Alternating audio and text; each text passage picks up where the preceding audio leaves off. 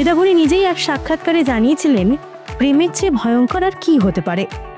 ঠিকঠাক প্রেম না হলে হৃদয় ভাঙে, ঘর ভাঙে, সংসার তছনছ, মানুষের জীবন নষ্ট। কিন্তু ভালোবাসায় বিশ্বাস হারাননি অভিনেত্রী। বর্তমানে সুমিত অরোরার সঙ্গে চুটিয়ে প্রেম করছেন। তবে তার আগে কার কার সঙ্গে নাম জড়িয়েছে অভিনেত্রীর, চলুন জেনে নিই। ঋতাভরী ও সৃজিতের প্রেম একসময় টলিউডের ওপেন সিক্রেট ছিল।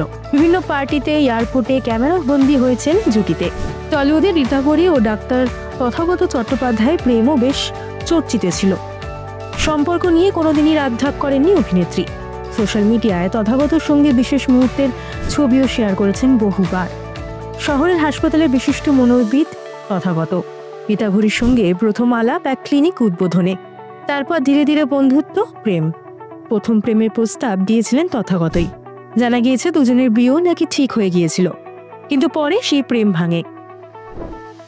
তথাগতর সঙ্গে বিচ্ছেদের পরই ঋতাভরী স্পষ্ট জানিয়েছিলেন, ডাক্তারবাবুর সঙ্গে তার বিয়েটা হচ্ছে না, তবে জীবনে একটা প্রেম আছে।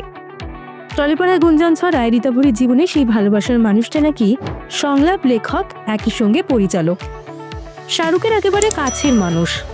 দীপাবলিতে ঋতাভরী পরিচয় করিয়ে দেন জীবনের সেই স্পেশাল মানুষটার সঙ্গে, সুমিত অরোরা।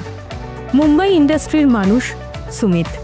শাহরুখের জওয়ানের সংলাপও লিখেছিলেন তিনি।